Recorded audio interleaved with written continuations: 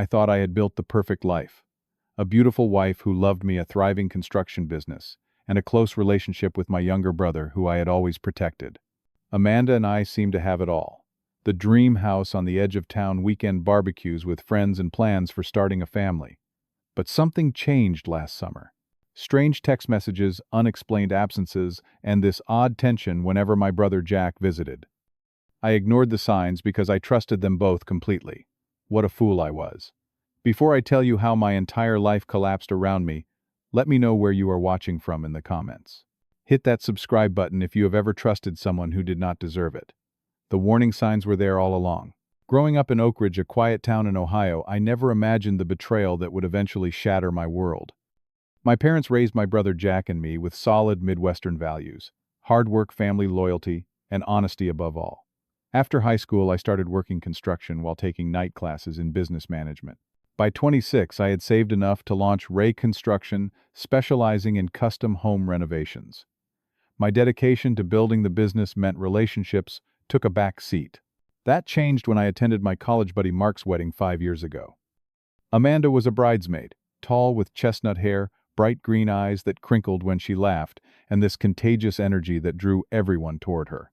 She worked as an interior designer, and we connected instantly over our shared passion for transforming spaces. That night we talked until the venue staff started stacking chairs around us. Our romance moved quickly. Within 3 months, I proposed at Lake Erie during a weekend getaway. 6 months later, we married in a rustic ceremony at her parents' farm. The first 2 years were everything I had dreamed of. Weekends exploring nearby towns, designing our perfect home together, and building what I thought was an unshakable foundation. Jack and I had always been close, despite our different personalities.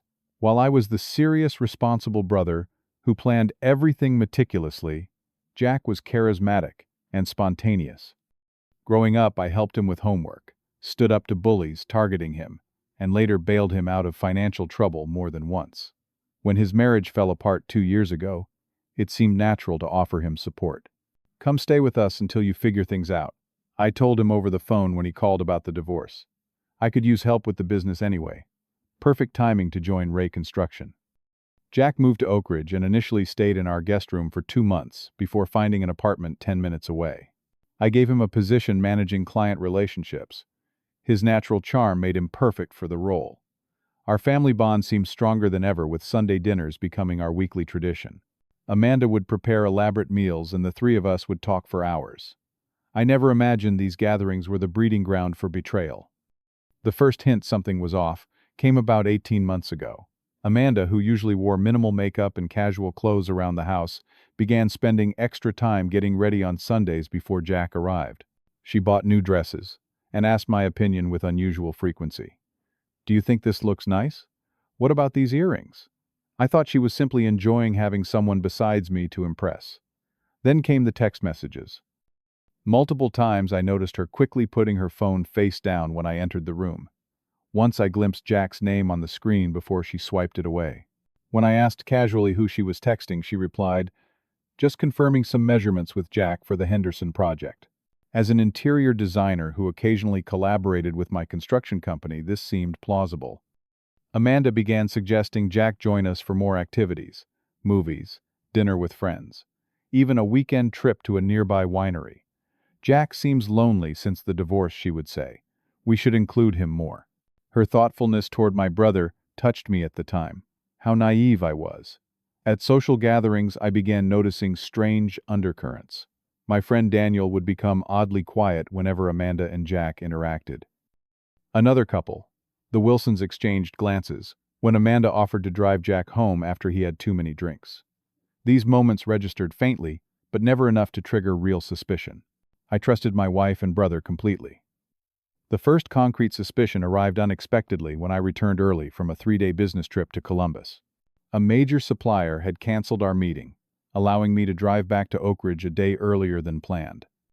I wanted to surprise Amanda, picking up her favorite takeout from the Italian place downtown. When I walked into our bedroom, I immediately noticed Jack's leather jacket draped over the reading chair in the corner. The bed was made, but not with the hospital corners Amanda usually insisted on. Something felt off. "Amanda," I called out, hearing the shower running in the master bathroom. She emerged minutes later in a bathrobe hair, wet-looking startled. "Ray, you were not supposed to be home until tomorrow." "Meeting got canceled," I explained, holding up the takeout bags. "Is that Jack's jacket?" Her eyes flicked to the chair, and I saw something I had never seen before. A flash of panic quickly masked. "Oh yes. He dropped by to borrow your truck for a supply run." The client changed specifications on the Johnson project. He must have forgotten his jacket. The explanation made sense. We often shared vehicles for work purposes. But something in her voice sounded rehearsed. "Why did he come inside?" "The truck keys are in the mudroom. He needed to use the bathroom," she said, moving to hang the jacket in our coat closet. "And I wanted his opinion on the new kitchen backsplash samples." I pushed away my uneasiness and nodded. The next day I casually mentioned to Jack, "You left your jacket at our place yesterday." He paused momentarily before responding. "Right. Thanks for bringing it to the office." That was a crazy rush job for the Johnsons. Later that week I met Daniel for our regular Thursday beers at Flanagan's Pub. When I mentioned Jack's name, Daniel became intensely interested in the foam on his beer. "Everything okay with you and Jack?" I asked. Daniel shifted uncomfortably. "Sure, man. Why would anything be wrong? You act strange whenever I bring him up lately." He took a long pull from his beer. "Just work stress. Nothing to do with Jack." His denial only heightened my suspicions, but loyalty to both Amanda and Jack made me dismiss them. I would soon learn that loyalty was not being returned. The following months brought increasing evidence that something was terribly wrong in my marriage. After a company celebration for landing a major commercial contract, Amanda announced she was pregnant. My initial reaction was pure joy. Starting a family had been our plan for the past year. "We are going to be parents." I shouted, lifting her off the ground in our kitchen. Her smile seemed genuine, but something flashed behind her eyes. Hesitation, perhaps fear. The next day, when Jack came over for dinner to celebrate the news, Amanda seemed unusually withdrawn. When Jack hugged her and said, "This is amazing news, sis," she stiffened momentarily before returning the embrace. "We should wait to tell everyone else," she told me later that night. "At least until after the first trimester." "Even your parents?" I asked, surprised. "Especially them. They will go crazy with excitement. And if something happens..." She let the sentence hang unfinished. 2 weeks later, I borrowed Amanda's phone to call a client when mine died. After the call, a message notification appeared from a name I did not recognize. Thomas. Opening it revealed a cryptic text. "We need to talk about what happens next. This changes everything." When Amanda returned, I asked casually, "Who is Thomas?" "He texted you about something important." Her face paled. "Just a potential new client. Nothing important." She quickly took the phone, deleted the message, and changed the subject. That night, I woke around 2 a.m. to find Amanda's side of the bed empty. From the partially open bathroom door, I heard her whispered, tense conversation. "You cannot just call whenever you want now." "Yes, I know we need to figure this out." "No, absolutely not yet. He suspects nothing. Just give me time to think." When she returned to bed, I pretended to be asleep. My stomach churned with anxiety, but I still could not bring myself to believe what seemed increasingly obvious. The following week, I decided to confront my growing suspicions. I texted Daniel, "Need to talk. Important. Just you and me." We met at a diner 2 towns over to avoid running into anyone we knew. After awkward small talk, I laid my cards on the table. "I need you to be honest with me. Is something going on with Amanda and Jack?" Daniel stared at his coffee mug for what felt like an eternity. When he finally looked up, his expression confirmed my worst fears before he spoke a word. "There have been rumors," he admitted reluctantly. "I never wanted to believe them, Ray. You are my best friend." "What kind of rumors?" My voice sounded hollow to my own ears. "People have seen them together, times when they were supposed to be elsewhere." He hesitated before continuing. "At the Rivers Hotel downtown. At that bar in Westfield, where nobody knows us. Tina from accounting saw them at a restaurant in Cleveland when Amanda was supposedly at a design conference." Each word felt like a physical blow. "How long have you known?" "Suspected for maybe 6 months. Known for sure." "About 2 months. Mark and I saw them together at the Rivers Hotel bar. They did not see us. They were. It was clear. They were not there, as in laws. And nobody thought to tell me." Anger began replacing shock. Daniel looked miserable. We did not know what to do, man. Jack is your brother. Amanda is your wife. We thought maybe it was a one-time thing that it would end. Nobody wanted to destroy your marriage if it was just a stupid mistake. But it was not a mistake. It was a deliberate, ongoing betrayal. That night, I began my investigation in earnest. I checked our credit card statements, finding charges at hotels on days Amanda claimed to be working late or out with girlfriends. I discovered a hidden email account on our shared computer when Amanda forgot to log out. The emails between her and Jack dated back nearly 4 years, just 6 months after our wedding. With shaking hands, I read messages that destroyed every memory I cherished. Last night was amazing. Ray has no idea how unhappy I have been. Only you understand me. Amanda, 3 years ago. Sometimes I feel guilty, but then I remember how perfect we are together. Ray is my brother, and I love him, but what we have is different. Jack, 2 years ago. When you moved here, everything changed. I keep thinking about leaving him, but there is so much at stake. Amanda, 18 months ago. The messages continued, revealing an affair that had been happening right under my nose, while everyone around me apparently knew but said nothing. I hired a private investigator who provided photos of them together at a lake house 3 hours away, entering and leaving hotels, and even kissing in Jack's car parked at an abandoned factory lot. The most devastating discovery came when the investigator gained access to Amanda's medical records through connections at the hospital. 6 weeks earlier, she had requested a prenatal paternity test. The affair had not just betrayed my trust. It had potentially robbed me of the joy of fatherhood. The final confirmation came unexpectedly through Amanda's sister Heather. When she called to discuss plans for a baby shower, she let slip. "I am so glad you and Amanda worked things out after everything that happened with Jack. This baby is such a blessing." My silence must have alerted her to her mistake because she quickly backtracked. I should not have. Amanda told me you knew. Knew what, exactly? Heather, I asked, my voice dangerously calm. Nothing. I misspoke. I have to go. But the damage was done. Even Amanda's family had known about the affair. Apparently everyone in my life had been covering for them while watching me play the role of trusting, oblivious husband. The night everything came to a head started innocently enough. Amanda and I were discussing nursery plans when she suddenly took my hand and said something that chilled me to the core. "I think we should try for another baby right after this one," she suggested, eyes not quite meeting mine.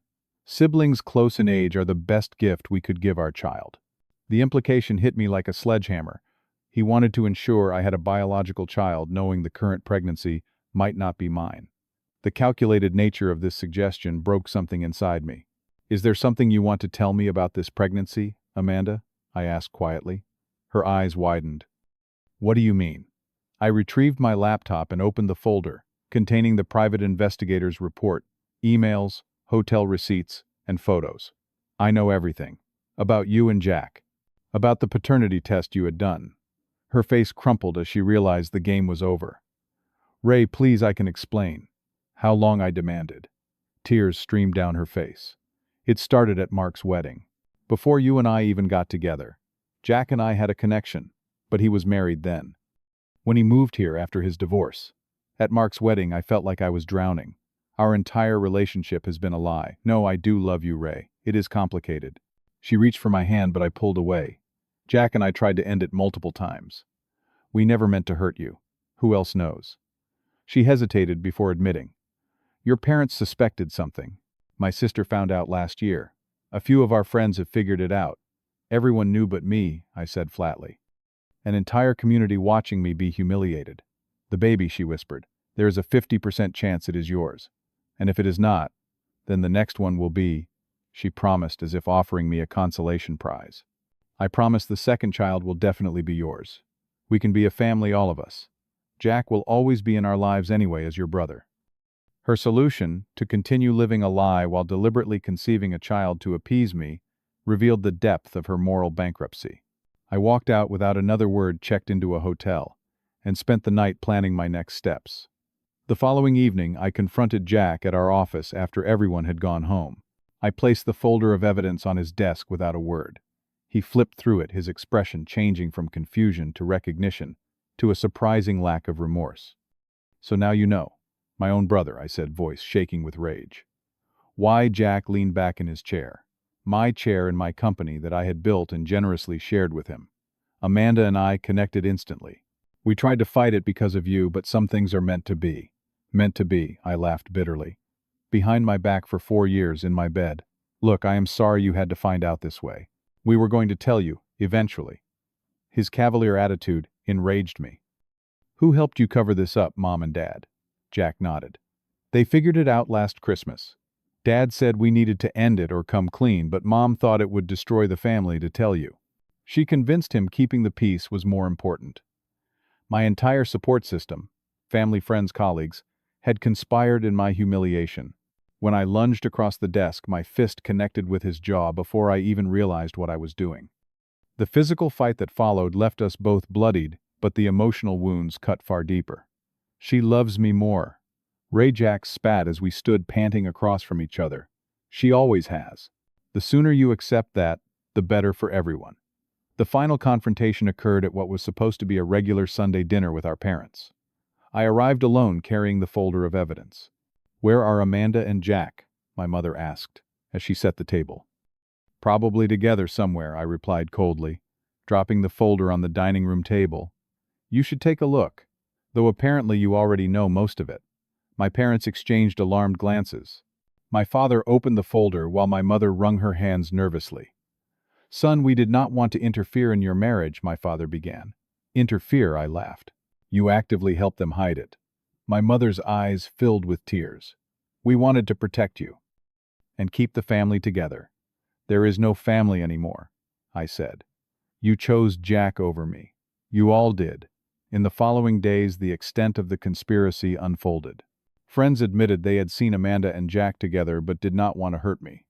Colleagues confessed they had covered for Jack's absences from work.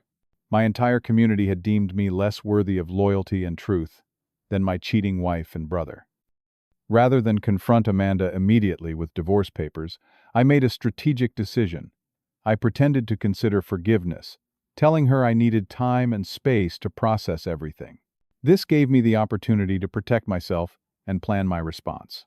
I moved into a hotel but maintained daily contact, allowing her to believe reconciliation was possible.